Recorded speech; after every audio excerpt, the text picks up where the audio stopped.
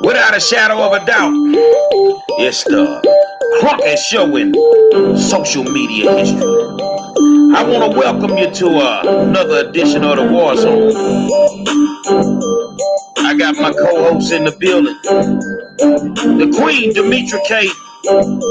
Donovan taking a break tonight. And we got the Money Man. If your bag ain't sitting right, because your money ain't adding up right. We about to lace you to the game. Walter Coulter is in the building. So y'all need to get a pen and a piece of paper and some common sense and get your debit card so we can help you multiply your nipples. Say, man, I want to welcome you to the War Zone and thank you for tuning in. And say what I normally say every night is it's a beautiful day in the neighborhood because we get to hang out with y'all, and without y'all, we wouldn't be a show. So, with that being said, only thing I did today for those that really want to know, I had to get on them people about sending me my letters, man, for making the dean's list, and actually made the dean's list back to back semesters, both 3.75, 3.75, and they were just slow poking me, so I got that done. And today I decided that I want to go to Lamar. That what I looked at a lot of different colleges, and I decided I would go to Lamar University in Beaumont. That's what I want to do. I tell you what, talk about news today. Something irked me. I tell you what, you can never do, man. At a civil rights icon funeral, don't continue to give the microphone to self-righteous old white Democratic politicians. Bill Clinton, what you hit the moonshine for you came in? Bill Clinton must have drunk some moonshine before he came in. And because I mean he had to be on some dummy stuff to say what he said about Stokely Carmichael. Well, Bill, go do your history check. And I know, it's hard for y'all to be politicians because every now and then you got to kiss somebody's behind, and you never want to give the people, the frontline soldiers, any credit for the civil rights movement. That's why it's hard for you to ever mention Malcolm and folks like that. But to say what you said at John Lewis's funeral, Bill Clinton, you need to go sit your old pedophile ass down. Demetra, you got it. So hello, everybody. Welcome to Thursday night's edition of the War Zone. As you can see, we do have Mr. Walter Coulter here, a.k.a. the Money Man. And we are going to get into how to get closer to the bag in just a few. But yes, big congratulations to you, Gary, for making the Dean's List 2 times in a row. I know it's not easy with everything that you have going on. And so big ups to you and way to set a great example for those who are watching you. And I also agree with you that I did watch some of the speeches at John Lewis's homegoing ceremony, and I did hear Bill Clinton. He basically said that John Lewis was, the president of SNCC until Stokely Carmichael, Kwame Ture, came along and kicked him out, or actually replaced him. Right? Some people say he was kicked out, but that's what Bill Clinton said, that he was replaced. And so I thought that was kind of odd too as well for him to bring that up. But okay, whatever, right?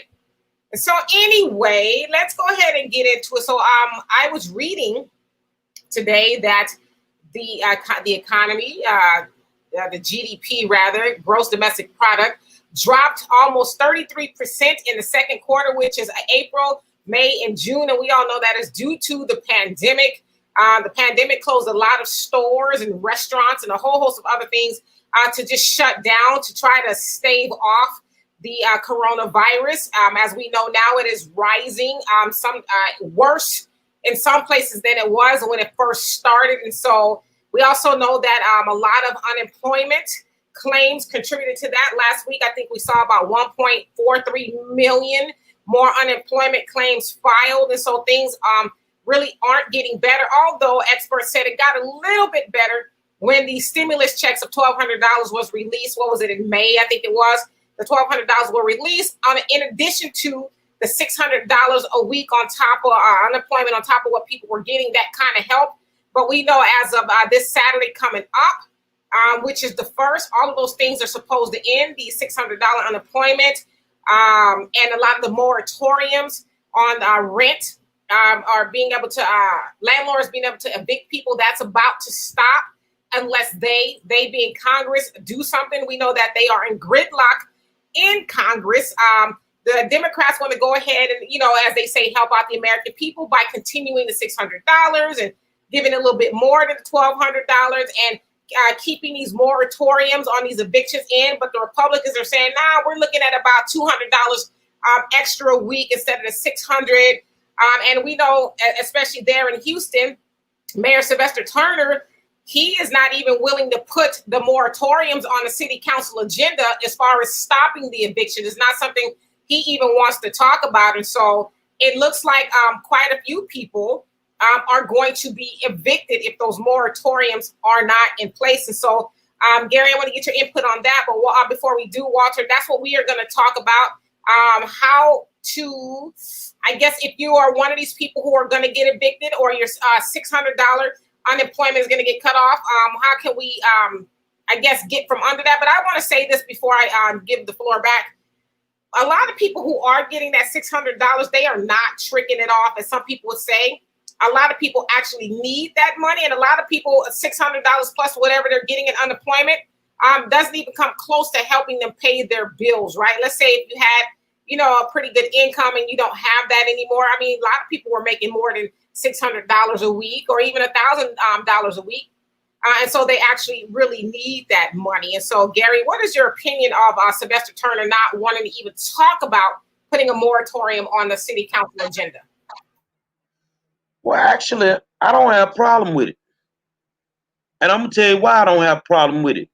Y'all voted him back in. Y'all wanted him. You voted him back in. And I don't want people to think I'm being sarcastic when I say that, but that's exactly what happened. But you already knew when it comes to taking care of the poor people in the city of Houston, they don't do that.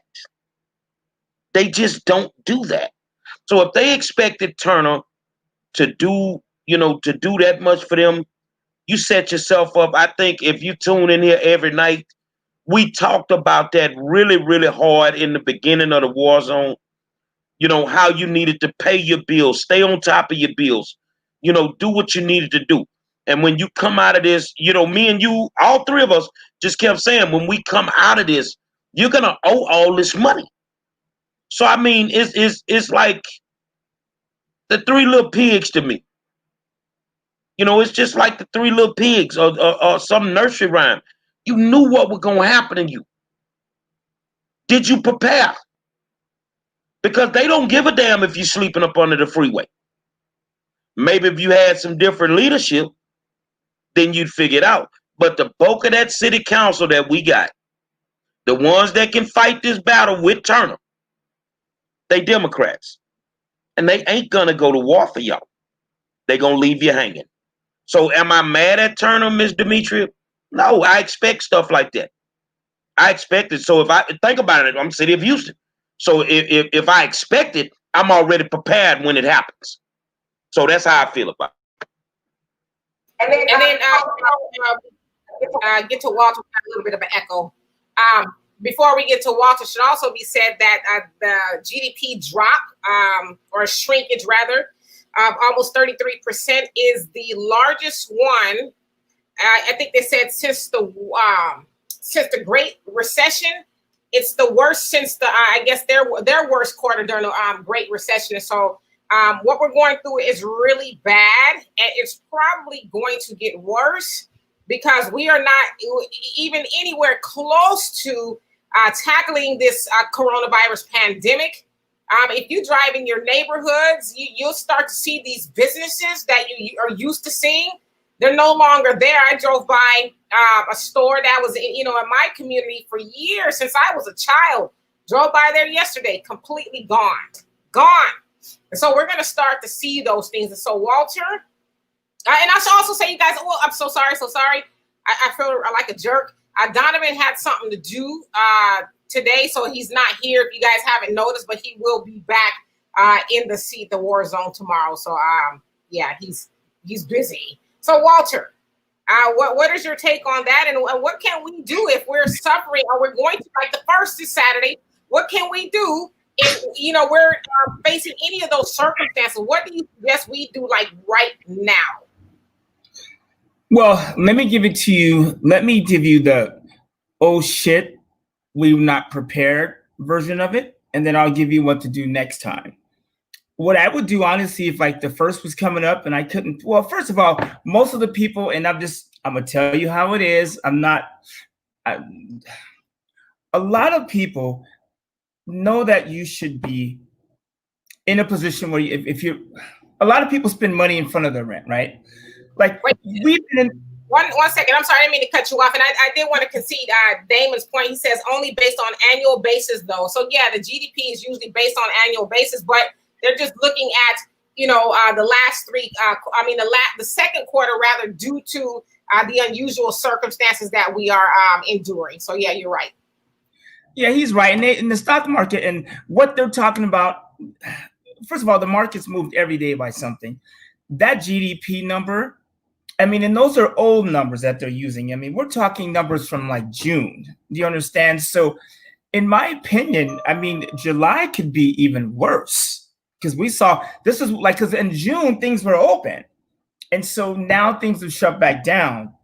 And you guys, we've been dealing with this pandemic for 5 months, right? It was February when the world shut down, and it was like March 12th or 13th, somewhere around there, when the world they put the stay home order. So here it is, it's going on August. We are in month 5. And a lot of people are still in shock, like, oh shoot, how are we gonna pay our bills? And I tell people, you need to stay up on what's going on. Every day I come on the show, or when I speak, I say, hey, you guys, the unemployment is gonna end. There's things that are gonna change. The government does not want to take care of poor people. They want to take care of rich people, their friends. Think about this for a second. Why does someone really go into politics? I know what they say, why they say they're going in it, but they're scratching their back. There's so much money. I've been on dinner dates with, not dinner dates like me and them, but like as a group, and I've watched politicians in the worst neighborhoods in California, their districts. I've seen them spend $5,000 at a dinner. And I've seen this multiple times. So we need to stop asking our politicians to do stuff. They're not going to. Let me jump in here. Please. I think, and I'm just saying this because it's the way I feel, Walter and Demetri. Why do these people have so much faith in the Democratic Party, who is normally the caretaker of the poor people? And now we sitting here and we watching. Man, do you have a clue how many of y'all are about to be homeless? And do you have a clue how many of these Democratic clowns ain't gonna answer the phone when you start calling them offices? We always got room for y'all over here where we make America great again. Oh. and you trying to, I'm gonna need security after this. But and I shouldn't. So here's the thing, you guys. First of all, if I was in that position right now, I would start selling. I want you to take a look at my suite here. I promise you everything from that photo to those candles would be gone. If I'm watching this show and I'm like, I can't pay my rent on Saturday, I will start letting go. Like I tell people, like if you have more than one TV and you're broke, then you need to let them go. Honestly, let me shut up. I told one of my boys, he goes, Walter, I'm struggling. I said, do you have a couch? He said, yes. I said, you can't afford to sit down. You need to sell your couch. And he sold his couch. So my boy D, he actually sold it. He took my advice, which I think that was incredible. And he used that money and he started a little side business. And now he's got a couch again. So I would start liquidating, and I tell people, like, when companies get in trouble, they start liquidating. They sell things, they get rid of it. So some of you guys are holding on, like you got storage. If you got storage and you're struggling, please stop embarrassing the race. Let it go. Get rid of it. Number one, right? Well, they liquidate in the black neighborhood every day, Walter, at the local pawn shop. Well, they ain't got nothing to liquidate. Well, here's a crazy thing. Well, this is about behavior, right? Like, you can't go through the stock market crash of 2009 when the economy shut down back then, right? We've had multiple things come up with us. We've been warned, right? So you know that you need to be putting away money. Every day I talk to people, and a lot of people are letting these things go. I talk to people that have like car payments and this payments and credit cards, and you guys, it's a behavior. You need to start letting things go. There's a good movie. What is it, Medea? What's the Medea movie where they're on stage and they're singing? Well, they're always singing. The Happy Family, when everyone's fighting and the whole family's tripping. Anyway, she goes, you know what? The Lord is coming to me. He tells me to let it go. That's a good movie, but sometimes you just have to let things go. If you have, like they call it minimalism now, like things you don't need, let them go, right? Some of you sleeping in a king bed, it's just you. So maybe you can get rid of being funny, but like there's some things you can do if you're creative to get ahead. Now, here's the other thing. Some of you guys have money saved. You need to start doing something with that money. I've mentioned, and I know a lot of people are talking about like buying things and starting businesses. What you really should do is say, you know what can I do to take the money I have and maybe put in something, and maybe I'm 30 days out from getting a return on my money, right? Like what could you do because some of you guys are never going to have your jobs back. I promise you, between the economy, the virus, the robots, the AI, like you can go to a grocery store and this, like I was at Target and half the store is robots, like self-check-in, as is Walmart. And the crazy part is, you guys, we are putting ourselves out of business. So what do you think that these large companies want to do? They want to get rid of the humans. So you guys, what you need to start doing is investing in yourselves, number one. Number two, stop spending the money. Like if we slow down spending, what's going to happen to the economy? It's going to do what it's doing right now, right? Because people aren't spending, they're holding back. A lot of things aren't open. And we're still breathing. So wouldn't it make sense if we slowed down our spending and started putting money in our own bank accounts? See, that's how you get money from the poor to the middle class. And I don't want to use the word away, but that's how you transfer wealth from the rich to the poor. Because once the poor start saying, you know what, we're not going to spend all of our money, we're going to start saving 10%, then the wealth will shift. See, right now, what's going on, and it's a money grab. Rich people are dancing in the street right now. People are selling their cars, their homes. Gary talked about the pawn shop. I don't know how serious that is with people, but I'm assuming there's pawn shops because a lot of people go to them, right? So those guys are salivating right now. But you guys, what we could do is we could do the same thing. A lot of you guys and a lot of people that I talk to on the phone, you guys have money sitting in 401ks, the bank. You got home equity. Your mama got equity. Your aunt got equity. You got three to six cars that you haven't driven in years. Like some of you guys have money sitting there that you could just use. Like I promise you, if it's just one of you, you only need one car. Get rid of all. Oh, I love this car. It was from my mama. You know what I prefer to have for my mama? Money, right? Let me ask you a question. You and Demetri, based on where we at 5 months, mama, by the way. Based on where we at 5 months later, how important is it to create disposable, to decrease, to increase your disposable income? Some people don't even understand disposable income. They don't even realize, how they just throw away money. And I'll give them an example, and you could speak on that. Eating out is the biggest way to throw away the bulk of your money. and not even realize it. So what could they do differently with their disposable income to help deal with a situation like this? Because we're gonna be in this for a while, man. Yeah. Well, we not gonna all be in this for a while. Some of us are. I can tell you right now, I'm not in this. Let me tell you, I am more excited right now financially from my life than I've ever been. I love chaos. I love when the ship falls out of the water. I love confusion because that's when you make money. So if you stop thinking like a Democrat or Republican or politician and you start thinking like a businessman, if my neighbor is selling his $10,000 car for $6,000 because he don't have money saved, then that's my opportunity. And that's how you need to start thinking. So when it comes to disposable income, only disposable income just means you have money left over after you pay your bills. So get rid of your bills. I have somebody on this show, right, who's probably listening right now. We were talking about his car, and he was like, man, this car payment is nuts. I said, give it back.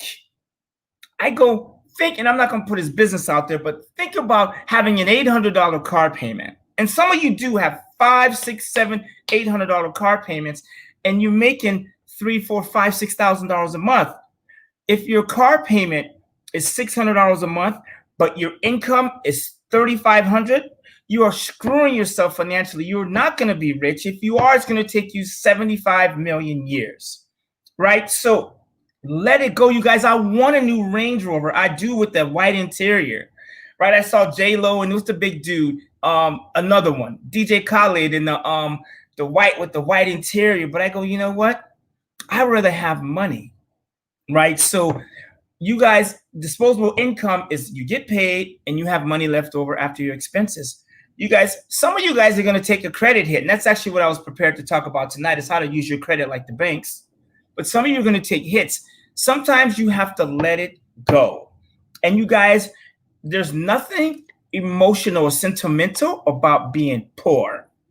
Mother Teresa said, best way to help the poor is not to become one, right? So I take a ruthless attitude when I think about money.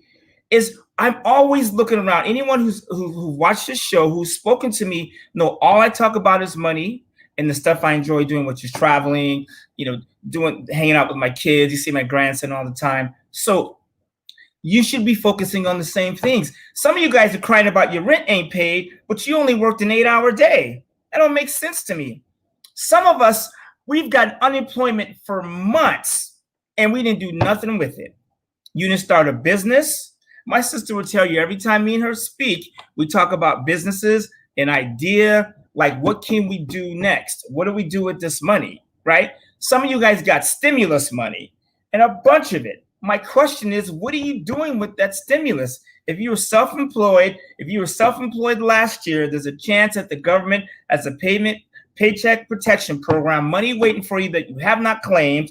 Some of you can go back and get unemployment benefits for months. There's an SBA loan, which is like 3%. Like, everybody can't get it, but some of you can get it and you're not even going for it. Like, if I'm going to loan you money at 3% for 30 years and it's government backed and you still haven't moved on it because you won't have the time or you don't know what to do, get advice. My son does all that shit for me. I'll tell you, somebody calls me and says, hey, Walter, can you do this? I hand it the file to my son and I keep talking to the next person. Now, I understand how to do this, but I understand, and me and my son, don't get it twisted. We split the money 50-50. Every dollar I make from the business goes into an account, a checking account that I have not seen. I don't have the password or the checkbook to. He has 100, and I know where he lives. But the point I'm making is I like to get advice, and you guys should do that too. So stop crying about being poor. Poor is a state of mind. It's behavior, period. That's all it is. It is like you brush your teeth and you take a shower, most of us every day, right? So saving money is like behavior, and it becomes an addiction. Like, here's what I want you guys to do. If you have a car, and you have to be careful with your credit too, right? Because if you have good credit in your building, letting go of your car may not be the right thing. Maybe you could have somebody else take over payments, right? If you're in a car lease, there's a company called Swap a Lease. They will take over your lease for you for a small fee, right? So there's things you could do. Don't take the car to Mexico and get it stolen. They got cameras everywhere. That ain't gonna work, right? So, and you could do that with, there's all kinds of things that you can do that with. So, in my opinion, you need to start letting things go. And then you guys pull your money up, start a business. Do you realize you can start, and I always talk about this, you can start a t-shirt business for $1,000 for two. Okay, D, so let's walk through this real quick, right? Because me and D, I got this clothing line called Verbal Herb. Put things on the shirt that make you high. When you don't get high, you read it and it uplifts your spirit. It makes you high. I've been asking everybody, I need somebody to help me start this t-shirt line, right? So me and my sister talk about it. They got a printing press. You know, they got stuff that we can get moving. So like even that, right? Like what's a t-shirt cost? $3 plus the screen print. So I'm $4 into something that sells for $19.99. We spend some money on Facebook marketing and on Google marketing. You know, you could do all those. You guys, you could pool your money together, and you could pay somebody to do your Facebook ads. That's how easy it is to start a clothing line. Period. I don't care what it is. Go ahead. And I just want to touch upon that too. That's also one of the definitions of group economics. You keep the money all in-house. So not only just with Black people, but within your family. You know, you guys, Nipsey, he had a saying called all money in. That means all money stays in-house like everybody else does. And so like you said, you know, we have a printing, press or whatever, a business where we can make t-shirts. He has an idea. He has a company. He needs some t-shirts made. So he comes to us, you know, and so on and so forth. And so that's another way of growing our money and having more disposable income, keeping the money in-house. So I see, I'm looking at Tay. What's up, Tay? So she's married to my son, Chris. And Chris will tell you, and Tay too, every time they come over for dinner, I'm like, okay, what are we doing with the money? When are you starting your business? Actually, my t-shirt business is I gave the idea to my son, Chris, first. Right. And so one thing I always do anytime I start a business is I start with my kids. I generally start with the oldest and then work my way down. Right. So you guys working with family is shit sometimes. Right. You walk into my house sometimes and me and my son will be arguing arguing. Right. And that's just, you know, like that's boardroom. If you look at a boardroom in a company, they're screaming and fighting. Even lawyers, like if you watch the OJ trial, remember that? When they were battling each other and screaming, and then I remember watching Marsha Clark straighten Johnny Cochran's tie and laughing 2 inches from his face. I don't know if you remember that. And I went, you know what? These guys are fighting for a man's life, but at the end of the day, they know how to come together and get things done. They probably go to after the court case, and they wouldn't have drinks. Don't get it twisted. So you guys, the reason I want to work with my family is because wouldn't it make sense to make your family wealthy?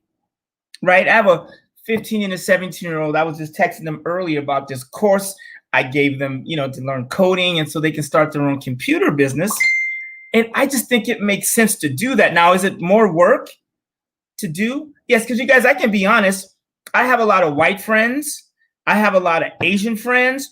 And it's nothing for me to go on Facebook and say, yo, I need somebody for a t-shirt business and let's get this party started and we can split the money and I'll give you $1,000 for the first month as a backup salary.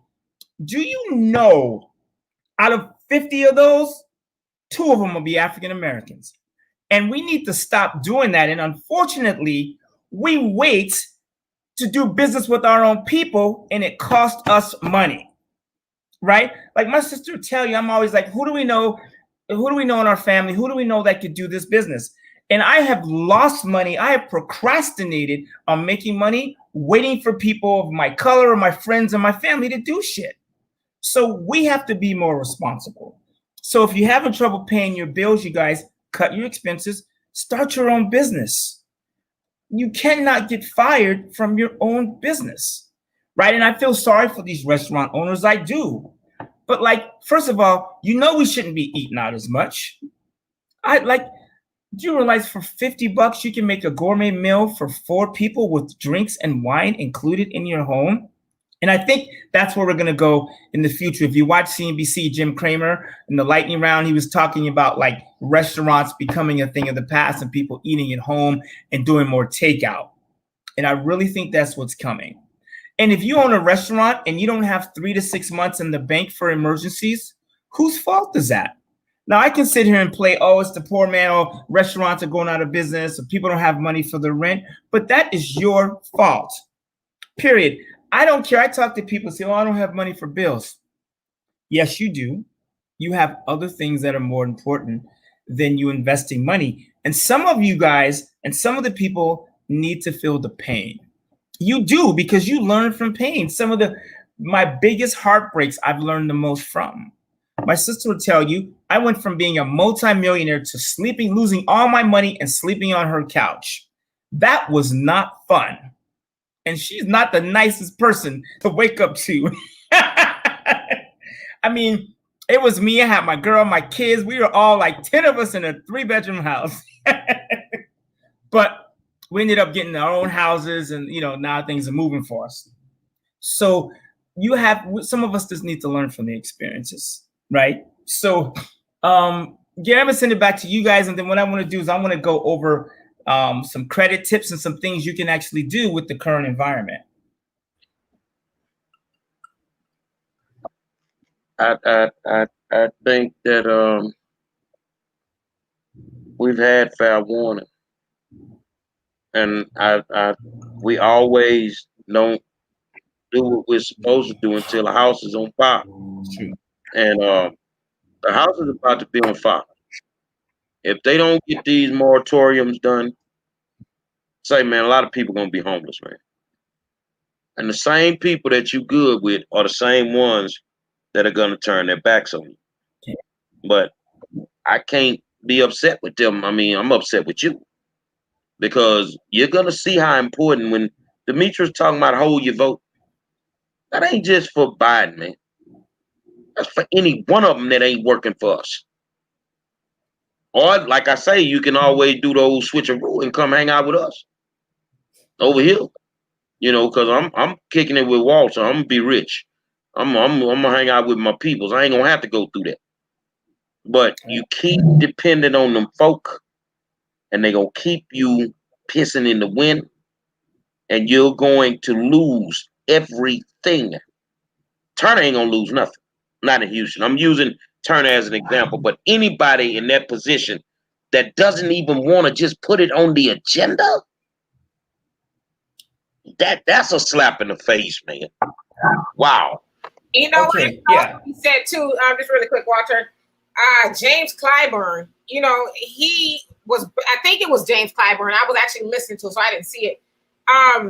He was actually admonishing the Republicans by saying them not renewing the stimulus package in regards to the $600 and, wanting to put the moratorium on evictions out.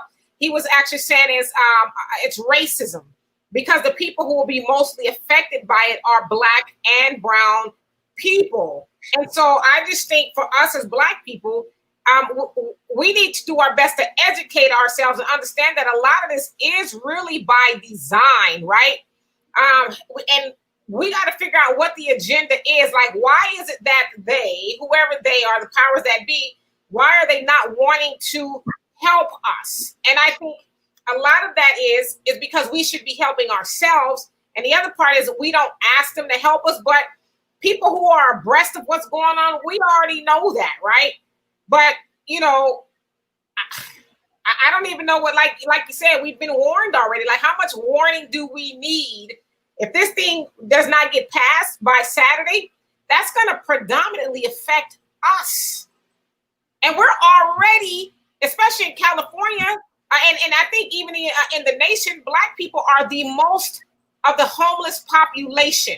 We are the most homeless population throughout the country. So imagine how much worse that's going to be if this moratorium on evictions aren't passed, and this $600 stimulus or whatever is not passed, and we continue to see the jobs that we predominantly work in, the service industry, disappear. Walter, you mentioned AI. AI has been kicking the backsides of Black people's, you know, for a long time in employment at the workplace. And so all those things put together, it is us that are going to be hurt once again. And as Dr. Claude Anderson said, we are a permanent underclass. He said this in 1995, we're becoming a permanent underclass. So I would venture to say that we are that now, and it's going to get even worse if we don't make a move. Right. Well, you know, people, they want to be mad at the Republicans. Why you not mad at your representation? Them the people that ain't doing what they need to do. But remember, I told you, they locking and loading on you behind with their backs turned. They throwing rocks and hide their hands. So the first thing everybody do is throw all the blame on the Republicans. Well, didn't you vote for them to fight for you? Didn't you vote for them to go up in there? Remember what y'all said? We're going to hold them accountable. You don't have the means to hold them accountable because you don't hold the bag. Perfect. Well said. There's a good book. I'm going to give you 2 books right now. I promise you guys, if you can read it, go to Amazon and you can download the ebooks. Anytime I buy a book, I download it on Audible and I buy the book. 1, rich people have libraries, so I'm definitely trying to get rich. 2, it's also good to read the books. There's 2 books. One is written by Malcolm Gladwell. He's like mixed. His parents were actually Jamaican. It's called The Outliers. I promise you, if you read this book and listen to it, it will change your life. All the greats, people that have done good things, he talks about time, how it takes 10,000 hours to get something done, being in the right place at the right time. The Outliers is a good book. Another good book is called The Color of Money, right? And so an African American wrote the book. I don't have her name, but you can Google it or you can message me or whatever. That way I know who's even serious about getting ahead. It's called The Color of Money. Do you guys realize, do you know who started Bank of America? Take a guess. Bank of America was started by, I think his name is G, but he's the guy that actually ended up starting Transamerica too. This guy, the Italians were not getting loans. See, you guys, it's not just Black people that were treated badly. It was Italians, right? It was the Chinese. They didn't want Asians over here either, right? So this guy, Italians could not get loans. So he started the Bank of Italy, the bank to loan Italian people money. Then it became the Bank of California. Do you know what it is today? Bank of America. One of the largest banks in the country was started because Italians couldn't get loans and they created their own damn bank. Same with East West, same with HSBC, like all these different banks. Do you know what I'm saying? So we need to get in the money business, period. If, let's say the 3 of us took 20% of our income and we put it into a fund and we don't touch it and it's just for investments. And everyone started doing it. Like me and my son were starting a hedge fund, not at the second, but like in a few months, because I'm like, you know where the money is in money, in banking. Like Robert Smith, I think he's the, if not the first, the number 1, number 2, he's the richest African American in the world. He owns Vista Partners. You know what Vista Partners is? The funding, venture capital. He's a bank. Period. So how many clues do you need? So I think it makes sense to start educating. You guys, this is a phenomenal time. Some of you guys have money sitting in the bank. Scared money don't make money. You guys, I've lost so much money over my life. My friends and family will tell you I've tried things, I've lost things. But if you look at the richest people in the world, they have all lost a bunch of times, right? Jeffrey Bezos, who for some reason we hate, or most of us do, right? Especially like our AOC and some of these weirdos. Do you guys realize that Jeffrey Bezos is Cuban? Like his family is from Cuba. Think about that for a second. If I told you the richest guy in the world was Cuban, what would you think? This is a Cuban dude that started a business in his garage. Everyone laughed at him. They were like, oh, Jeff, books, good luck with that shit. His parents gave him $250 $50,000. How many of your parents would give you $250 to start a business while everyone's laughing? And now he's the richest guy in the world. And he got richer today when they beat earnings. His wealth went up 5%. Like, I was watching that. So you guys, put in your money. Some of you are going to lose money. Somebody was texting me like, oh, I lost money on that stock option. First of all, I told you, if you're going to buy an option, buy next year. Buy your stock options. Now I'm buying in March and June, because what happens with earnings seasons, when companies announce earnings, like then December will be the fourth quarter earnings, right? And then in January, generally at the end of January, they will announce earnings. So what I'm doing is going to March, June, and then 2022, because I want to be in a position where my main stock options are there after they announce earnings for December. Because what's going to happen, you guys, is the virus, the vaccine is already here. Let me be clear. So while you guys are watching all that news about Trump and them and Biden and the COVID pandemic and all that crap, there's already a virus here. I mean, already a vaccine here. There's multiple treatments for the virus, and there's already a vaccine. Here's the problem. And let me tell you where people of color are going to get wiped off the planet. And I'm struggling with this. I'm 50-50 because a lot of people are saying I'm not going to take the vaccine.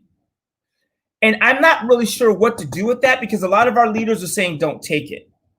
Do you guys understand, if I was a world leader and I wanted to eradicate people of color, do you know what I would do? Create a virus that kills people of color and then get their leaders riled up about not taking the vaccine. Do you realize, like, if you were a sinister, evil person, you could not have created anything better than the virus. One, people of color are affected more. People of color have less money saved. They are less prepared for a financial crisis. There's nothing better to wipe out people of color. And some of you are buying right into it. See, when I walk into my bank, they don't go, oh, that's a nigga. Oh, he's a black man. They go, he's got $150,000 in the bank. We don't care what color he is. I slide to tell him my number, girl. No. Here's the point I'm making. Money doesn't have to have a color anymore. I know my son's saying stay focused. I'm sorry. I love going into my bank. But you guys, you don't have to struggle because you're African American, right? All of us have the ability to build wealth. We just have to stop acting like people that have been abused.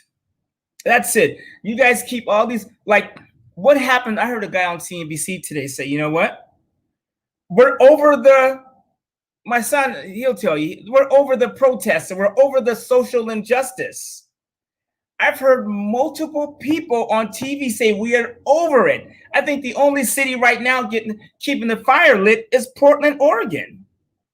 Like, when you think about Black people, do you think about Portland, Oregon? Well, that's actually that's a whole other subject, but the Black Lives Matter movement has actually been hijacked by white people, and they've taken it to, do their own thing. Because to your point, there's not a lot of Black people that live in, Portland, Oregon. It's very expensive to live there. And most of these protests out there, you see white people. I don't even know what it's about anymore, but they've commandeered, Portland for 2 months now. And maybe even the military is like, yeah, we're good. Y'all are special, kind of crazy out here. So, and most of us have, I say most of us as Black people, we've gone back indoors and said, okay, we'll wait for the next, Black man to have his neck kneeled on in the middle of the street before we get mad, right? So, and I want you guys to think about. But you know what it is, though, Dimitri.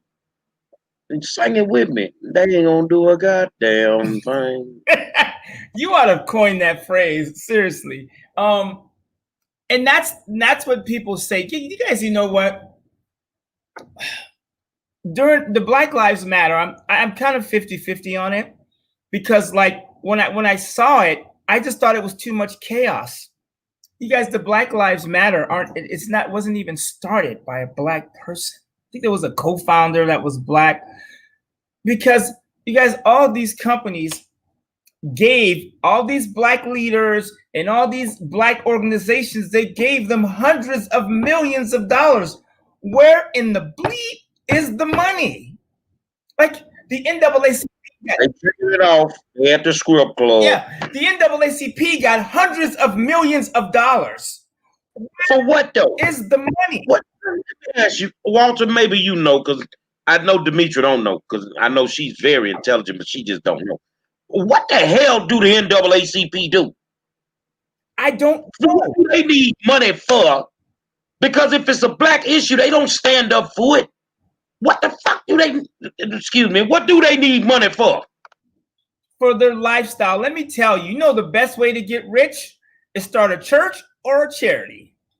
Period. I had a pastor tell me, man, well, I ain't gonna go into the details because I want to talk about religion tonight, but you guys, they're not going to help us. The only person that can help you is yourself. Period. The NAACP, those guys have their. I want you to go to some of these meetings sometimes. Next time you go to an NAACP meeting, I want you to look at them talk, the agenda, and then I want you to follow each one of them home and see what they do. You guys, they're in it for themselves. They're like politicians. Now you have the NAACP done some good things, absolutely. But I think that we're waiting for them to come by, swing low, and come pick us up. They're not going to do that. You guys, you know, I don't challenge you very much, Walter. But what the fuck has the NAACP done? Not a goddamn thing. I don't know what they've done. Honestly, I don't know. Do you guys? We were better off. Oh, this is gonna sound crazy. Financially speaking, I think like when we were more independent, I think we were better off. So let me talk about how to make us better off. Can I do that?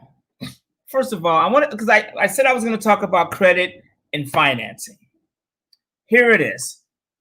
First of all, you guys, so there's something called the FICO score. There's multiple places to get your FICO. There's like Credit Karma, right? And then there's like Experian.com, and then there's like Identity IQ. You guys, the closer you are to the source, the better your score will reflect. So for instance, if you go to Experian, your score will be better. Credit Karma, those guys use what's called like a FICO 2 or something like that, or an Advantage score. It's not a FICO score. So stop relying on that. Now, Credit Karma will do your taxes, and most of you guys do it wrong, but go direct to the source. Number one, some of you guys, if your FICO score is like 450, 500, what you could do, and I told somebody this today, I want you to gather all your liabilities in everything, and I want you to make a come to Jesus decision and put all those liabilities somewhere. It's an Advantage score is what I was saying earlier. So put all your things together and flush them. Like if you're going to take a hit to your credit report, do it right now, do it up front. Then do what Hertz is doing, JCPenney is doing. What a lot of these companies are doing is they file, and you guys don't file bankruptcy. That's not what I'm saying. What I'm saying is take some of these things and flush them. Some of you guys have enough money in the bank to call your creditor and be like, hey, I cannot do it. I will give you 40% and I'll be done with you, period. And by the way, you guys, I have a membership. I'll put the link up later. It's at cornucopia.com. We fixed the link.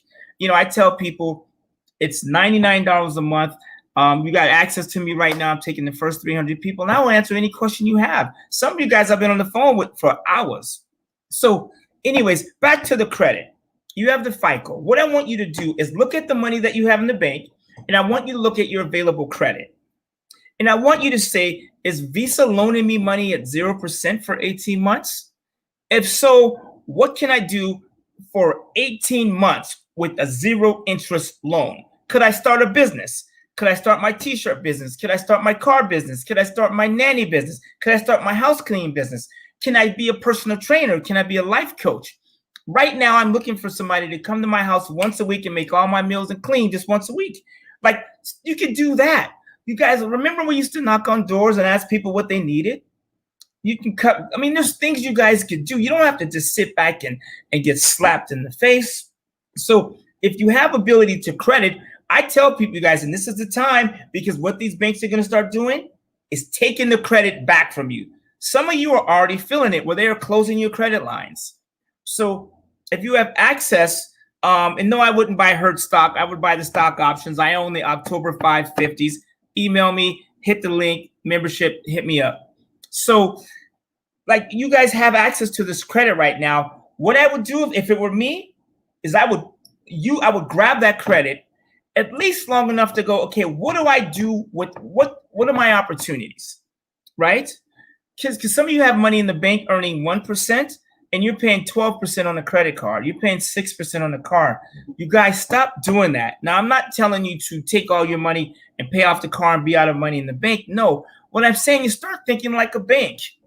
There's something called fractional lending. And this is something that every single person on this podcast could use in real estate. Those of you in Texas, I'm just going to put it out there. No, I'm not breathing, Tay. Those of you know we don't have time to breathe, right? So I like to count. F breathing. So here's what you can do. If you guys are taking notes, I'm going to tell you what you can do. And here's what we are doing right now. And we are coming to Texas, right? So me and or my son will be in Texas in the next couple of weeks. We have a place in Denton already. We're coming to Houston. We're looking for properties. We're looking in Dallas. We're looking in Denton. If you know of something, let us know, because here's our strategy. You buy something that's wrecked and ratchet, right? Crackheads in the front, holes in the back, whatever. Those are the properties that I'm looking for. Because let's say you find a property that's $40,000. People go, well, where do I get $40,000? From your mom, from your aunt. Ask around, right? Hey, remember that house in the hood that we always drive by that's been boarded up?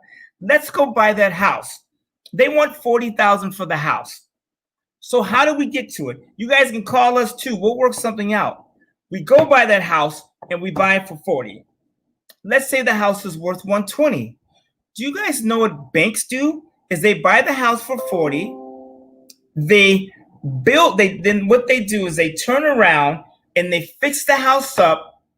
Then what they do is they turn around and then they refinance. So if I spend 40 on a house, put, let's say, 40 into it, right? So I'm 80,000 in the house. Let's just say hypothetically, after I fix it, it's now worth 150. Do you realize you could go to the bank and refinance that mortgage? So you take the 150 and the bank will give you anywhere from 60 to 70, 80. It depends on your credit and the type of loan it is, if it's for your residence or if it's an investment. But let's say the bank gave you, I don't know, 70%. What's 70% of 150? Right? 35 on the top from the 100 to the 50, and then the 100 is 75. You got $105,000. You guys listen to what I just said. 40,000 purchase, 40,000 in it. It's worth 150. I borrow 70% from the bank. They give me $105,000. I have a $105,000 loan. Do you know who pays the loan for me? The renter. On a mortgage of $105,000 at 4%, your mortgage payment is somewhere around $400 to $450. How much is rent in Texas on a $150,000 house? It could be anywhere from like $1,200 or so, because it's going up. It's going up. Property tax is high as Methuselah in Texas. It's 2%, but 2% of 100,000 is better than 1% on 500. So your property tax is, $3,000 a year, $250 a month, and then your mortgage is $400. Let's just call it $450. You got $700 in payments, plus you got whatever your insurance and whatever, if you're in a flood zone. Sorry about that. But let's say you're spending $700 to $800 on a mortgage and to control the house, and the renter's giving you $1,200. Here's what banks and rich people do. I put in 80, I pulled out 105. Now I got 105 in my pocket, and my renter is paying on the mortgage. So they're giving me $1,200. I'm spending $800 plus maintenance. Let's say it's $100 a month in maintenance. I got $1,200 minus 9. I'm making $300 on money, and I'm not even out of pocket. I put in 80. I got 105. I got 25 in my bank and $300 a month. Do you know? Nah, 25 after what I put in. You understand what I'm saying? So now I'm net. I've got 105 in the bank. Do you know what I do with that 105? Move to the next place. And I do it again. And then I do it again. That's how you become rich in real estate. And that's the thing I missed the first time when I was buying real estate is I was doing this flip your mode and flip house, and I was doing it backwards. So what I'm telling you now, and somebody texted me, is like, hey, I have good credit. And I was like, great. We have some money. We could get together and we can do a deal together. I love those type of people. You know, there's a lot of property in Third Ward and South Park. I'm down. I am not afraid of the hood. I'm telling you, and some of you guys, you call it gentrification, right? And yeah, Tiffany, by the way, yeah, if you close an account, your score will go down. But back to this, there's a term called gentrification. And it's a really nice way of saying that really smart white people are buying homes from really dumb black people. That's what gentrification is. Your mama left you this house. She didn't leave a trust. She don't have life insurance. She didn't have cash on the side. You guys didn't get along, and she left the house to somebody else. Right? I have a client. They bought a house. If you know LA, the 10 freeway in Adams, right? Right now they call it West LA, right? It's nice now. You used to walk down Adams off near the 10 freeway, like what is it, about 10, 15 minutes from the 110 and the 10 freeway? That neighborhood in Adams, you wouldn't walk through at night. You wouldn't do it. Do you know what people did? They went into those neighborhoods. One of my clients was like, Walter, you won't believe we bought this duplex in LA near the freeway on-ramp for $400,000. She goes, we thought they were kidding. That house right now is worth $1 million. The tenant she lives in one of the duplexes. She rented out the other one. The person that lives next door pays the whole mortgage on the property. She's living rent-free, and she's up $600,000 in wealth. Like, think about that for 1 second. Don't you think it would make sense that if you live in the hood, you would buy in the hood? These people that are scared of you are coming into your neighborhood and buying your property. Now, go for it. And I was going to say, too, to that point, another reason why they're doing that is because we get bougie for some reason. I don't know, we get an extra 5 cents, and then we want to move out of the hood. And you also find that we as Black people are, we claim to be anyway, afraid of our own people. And so we say, well, I don't want to move over there. And to your point, gentrification, the gentrifiers, colonizers, however you want to call them, they move into our neighborhoods, refurbish the properties, boost up the property values and everything else around it. Regarding if you live in a shack or not, those rents go up. And guess what? We get moved out anyway because we can't afford to stay there. And then they end up calling it, like, what did you say they call it? Adams Street. It's West Adams now. It's like, now it's Westchester, it's West LA. Do you realize if you walk through if you walk through the neighborhood right now, you would be hard pressed to find a person of color. I have a friend that lives over there, and she goes, "Oh, I love walking my dog over here. It's so safe." And I'm like, here's the sad part. You guys, people of color, can we please just do better? Because when they say it's in the hood or it's a rough neighborhood, they're talking about Black neighborhoods. And there's some rough white neighborhoods and Mexican neighborhoods too. But why we gotta keep preaching these sermons, man? Why we gotta keep preaching these sermons, man?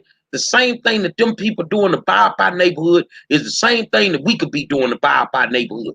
We don't give a damn about our neighborhoods. Your parents done left y'all the damn property. You go sell it to the lowest bidder. You don't sell it to the highest bidder. You go sell it to the lowest. Then you always want to run your ass back. I love my high school. You ain't been down in the hood since you left 20 years ago. So you only come when it's a funeral and somebody at one of them little churches. Man, I don't feel sorry for these people to a certain degree. You know why? I'm going to give you an example. Like tonight, we're going to talk about something crazy. The numbers going to be through the roof as far as viewership. Look at the numbers right now. When we talking about the real, they don't want to hear it. And all we do is we keep talking and talking and talking. I'm not talking, I'm not marching, I'm not protesting, and I damn sure ain't going to no balloon releases. Balloon release. So you guys, here's the math. And it's crazy. When I started this membership, I was like, what can we do to help people, but help ourselves? And you guys, let me be clear for those that I am a profit business. When I wake up, I think about money. And when I fall asleep in this bed next to me or on the couch, my last thought is money. I am not embarrassed. When you go to the doctor, they ask for your insurance. When you go, we called a lawyer today and he goes, we want $150 just to talk to you. So we sent him $150 on my credit card. And then he talked to me. And he gave me 2 minutes of advice. I said, hey, man, we called you for advice. Everything you're talking about, we already know. He goes, well, that's the way it is. And if you want to move further, send me $5,000 and we'll talk. So, you guys, please let's stop having this conversation. If you, let me go back to the credit. I'm sorry, I digress. This is the best time. Some of you guys have homes that your fathers and moms have left you. Please start treating it like a business. Your mama left you $100,000 house, but you can't deal with the house because you got to go to work and make $40,000 a year. But you got 2.5 years sitting in the house. Like, I don't care if your cousin is in the house and he won't get out. Kidnap his ass. Call the police. Evict him. Some of you guys need to start thinking, oh, my cousin's living there. I can't kick him out. Okay. Then let somebody come buy your property for half the price. We need to start pooling our money. And I want to be careful too, because I'm like, I have friends of all races, right? And you know, when I hang up right now, or I have, some friends that watch the show, I wish everybody would call me. And I do want my race to do better, you guys, but we cannot keep preaching the same thing. I tell people, build your credit. Like I was talking to someone today, I'm going to give you a tip. Write it down. You can go to somebody that has good credit. And if they have good credit or a credit card, you can have them add you to their credit, right? So I could add you to my credit card. If I have good credit and it's paid on time and it's got a long history, I can put you on there. I don't have to mail you the credit card, but it will raise your score. So you can do that 3 to 6 times. You guys, there's even websites, and I don't even know if that's legal or not, but you can pay them and they will put you on one of their credit cards for 3 to 6 months to build your credit. So you can turn around and get credit cards and then build your score, right? So that's one way. Another thing, some of you guys with these revolving lines that you have, see, when you go to get credit, they look at your debt to income. So if you have, $5,000 in income, but your debts are $3,000, you're at 60% debt to income. They don't want to mess with you, right? So I was gonna say, we in closing, what's your best advice for tonight? Okay, here's what I would do.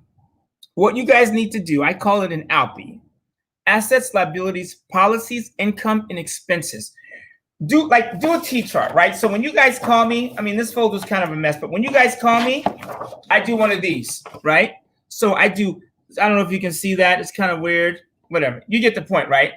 So I draw a T: assets, liabilities, income, expenses, and then policies on the bottom. I always ask you, how much debt do you have? What are you paying? How much money do you have saved? What's your income? What are your expenses? And how much insurance do you have? Write those numbers down or reach out to us and we can help you with that, right? Because once some of you guys, and you guys have been through this, I've been on the phone with some of you guys and I'm like, move this around, move this and do this. And we've seen you guys make $300, $400, $500, $600 a month just by reshifting things. That's giving you more money to do. So take a look at where you stand, number one. And then go through, are you earning more money? Are you paying more in interest than you're earning in the bank? If you have $10,000 in the bank, but you got a $6,000 credit card that you're paying interest on and you're paying more than you're earning, please stop that. Hit us up. Let us help you restructure it. Number one. Another thing I would do is go through your bank statement and just go through, like today I went through my bank statement and my credit cards. and I realized I had 2 or 3 monthly subscriptions that I wasn't using. I had 2 credit reporting, Experian and Identity IQ. So I cut Experian off, and I'm using Identity IQ for the moment because I'm trying to get something done, right? I had like 2 or 3 video app services that I wasn't even using. That was like $20 a month. I cut them off, right? And I noticed that I was spending money on something else that I didn't need. I cut that off. So by going through my statements once a month, I can find things I don't need to. Some of you guys spend $500 a month eating out. Oh, my kids need to eat. No, they don't. Tell your kids, tonight we're having, remember Mama used to do bologna sandwiches or bologna that was put in the pan and it would ball up and be burnt on the bottom with bread and mayonnaise. And mayonnaise is the black people killer. But you need to cut out some of your expenses. If you're not saving 20% of the money you make, you are screwing yourself, period, right? If you're not saving 20%, you're not gonna make it. I had a rich dude say, Walter, poor people, and I was asking him about like, what can I do for my raise and what can I do to help? And then he hit me with this. And I don't know if he was saying your people are poor people, but he says, Walter, poor people go, I can't save because I have bills. Rich people say, I can't have bills because I save. All right. All right, then. Repeat that. Repeat that. By the way, I have contractors in Texas. Hit me up, Tiffany. Poor people say, I have bills, so I can't save. Rich people say, I have savings, so I can't have bills. Pick a side.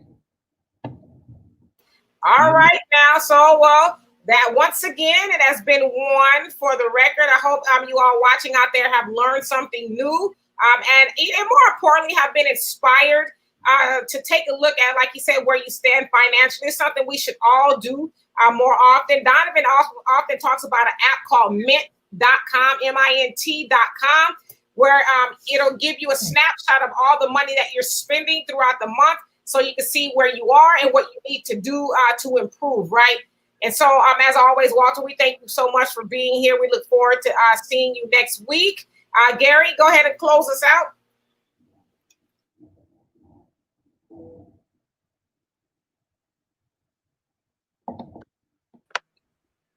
Make sure you tune in every night, but especially when Walter's here so he can give you the game that can possibly help you get your financial situation right. It's okay to tune in to the nights when we just joking and we fighting around, but I mean, when we talking serious, y'all don't show up. So from this day forward, man, invite 5 people when you come, man.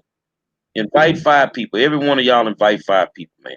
Because we might start off joking, but we might end up on some serious stuff. You never know with what we're going to do. Yeah. So, and let me add one thing, Gary, really quick that I forgot to say when I was starting.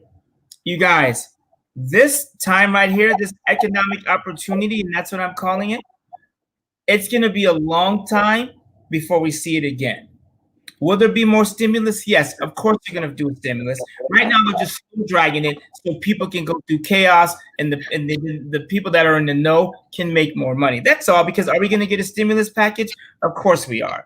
People are panicking right now, but of course they're going to give us a stimulus. They're just going to drag it out. So the people that are in the money, like the whole Kodak thing, text me on that. We'll talk about it. So right now, you guys, if you don't move now, there's a good chance that if you are not extinct or dead, you will be financially dead. You guys, this is the opportunity to move.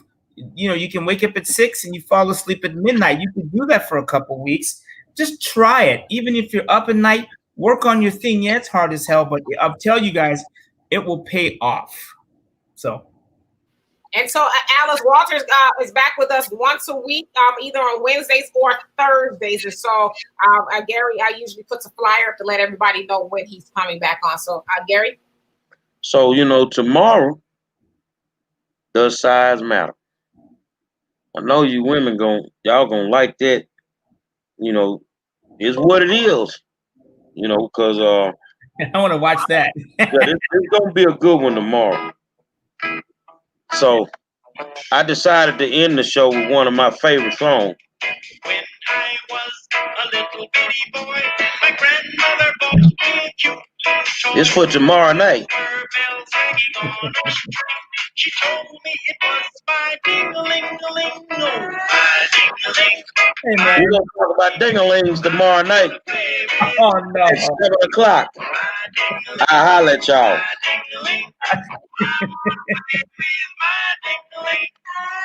Oh, man.